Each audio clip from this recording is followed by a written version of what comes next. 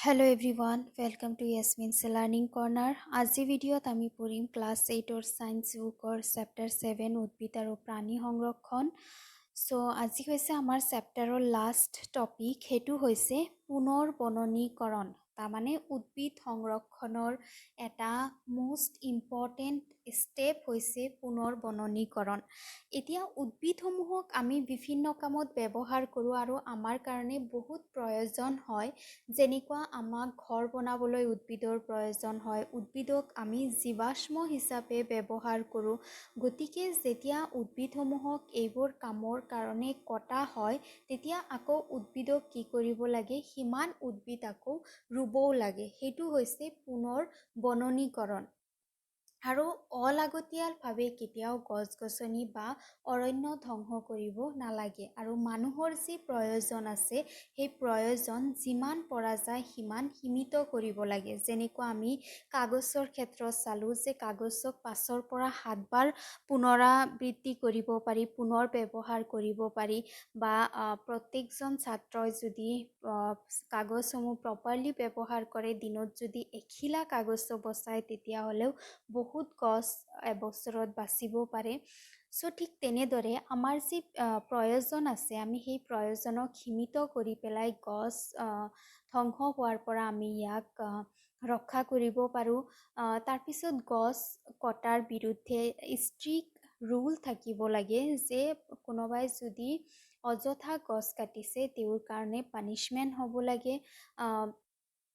আৰু গছ কটাৰ লগে লগে পুনৰ বননীকৰণৰ ব্যৱস্থা থাকিব লাগে, যাতে এটা ভাৰসাম্যতা ৰক্ষা পৰে। অধ্যাপক আহমেদে পৰামৰ্শ আগবঢ়ালে যে নিৰ্বনীকৰণৰ উত্তৰ হ'ল পুনৰ বননীকৰণ। যদি নিৰ্বনীকৰণ হৈছেও, প্ৰয়োজনত যদি গছ কাটিব লাগিছেও, তাৰ প্ৰভাৱ যাতে পৰিৱেশত নপৰে, তাৰ কাৰণে আমি পুনৰ গছ ৰুব লাগে। পুনৰ বননীকৰণ মানে হ'ল নতুন বৃক্ষৰোপণৰ দ্বাৰা ধ্বংস হোৱা বনাঞ্চলসমূহ গছেৰে পৰিপূৰ্ণ কৰা। আৰু তেনে ক্ষেত্ৰত গছবোৰ একে প্ৰজাতিৰ হোৱা উচিত। তাৰমানে যিটো প্ৰজাতিৰ গছ কটা হৈছে, সেইটো প্ৰজাতিৰ গছ ৰোৱাটো অত্যন্ত প্ৰয়োজনীয়। আৰু যেতিয়া গছ কাটি পেলাই নতুন গছ ৰোৱা হয়, তেতিয়া ই কি হয়, প্ৰাকৃতিকভাৱেও পুনৰ বননীকৰণ হয়। কাৰণ যিবোৰ পুৰণা গছ থাকে, পুৰণা গছসমূহ ইয়াত লাহে লাহে পুৰণি হৈ যায়, পাতবোৰ বেয়া হৈ যায়। গতিকে সেইবোৰক কাটি যদি নতুন গছ ৰোৱা হয়, সেইটো আৰু ভালহে হয় পৰিৱেশৰ কাৰণে। যদি কোনো বনাঞ্চল কেতিয়াবা ধ্বংস হৈ যায় কিবা কাৰণে, আৰু সেইটো বনাঞ্চলত থকা যিবোৰ গছ গছনিবোৰ থাকে, যিবোৰক যদি কোনেও ব্যৱহাৰ নকৰে, তেনেকেই যদি থৈ দিয়ে, তেতিয়াহ'লে তাৰ পৰা আকৌ পুনৰ বননীকৰণ হ'ব পাৰে। আৰু এইটো বননীকৰণক প্ৰাকৃতিকভাৱে হোৱা পুনৰ বননীকৰণ বুলি কোৱা হয়। ইয়াতে মানুহৰ কোনো ধৰণৰ ভূমিকা নাথাকে। মানুহে জাষ্ট কি কৰিব লাগে, তাত থকা যিবোৰ বস্তু আছে সেইবোৰ ব্যৱহাৰ কৰিব নালাগে। যদি ব্যৱহাৰ নকৰে, তেতিয়াহ'লে নিজে নিজে তাতে আকৌ বননিৰ সৃষ্টি হয়।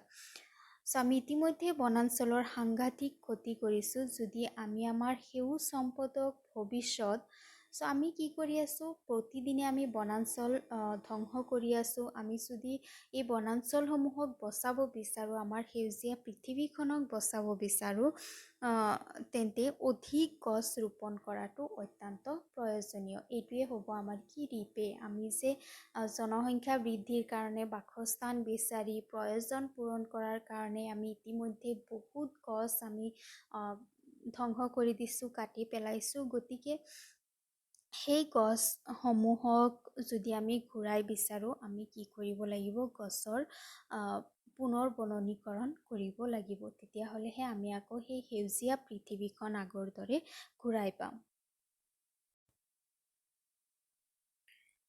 অধ্যাপক আহমেদে তেওঁলোকক কৈছিল যে আমাৰ ভাৰতবৰ্ষত বনাঞ্চলৰ সংৰক্ষণৰ কাৰণে কিছুমান নীতি নিয়ম আছে। আৰু এই নীতি নিয়মৰ মুখ্য উদ্দেশ্য হৈছে প্ৰাকৃতিক বনাঞ্চল সংৰক্ষণ কৰা আৰু বিচ্ছিন্ন নোহোৱাকৈ অটুট ৰখা, আৰু বনাঞ্চল বা ওচৰে পাজৰে বাস কৰা মানুহৰ প্ৰয়োজন পূৰণ কৰা।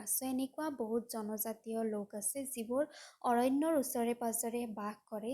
সেই মানুহবোৰেও কিন্তু বনাঞ্চলসমূহ সম্পদসমূহৰ সংৰক্ষণ কৰে। তেওঁলোকে যিবোৰ গছৰ পাত ডাল যিবোৰ সৰি পৰে সেইবোৰ তেওঁলোকে ব্যৱহাৰ কৰে আৰু অৰণ্যখনক তেওঁলোকে চোৱা চিতা কৰে। অলপ সময় জিৰণি লোৱাৰ পিছত কৃষ্ণ দাসে ল'ৰা ছোৱালীবোৰক উভতনি যাত্ৰা আৰম্ভ কৰিলে।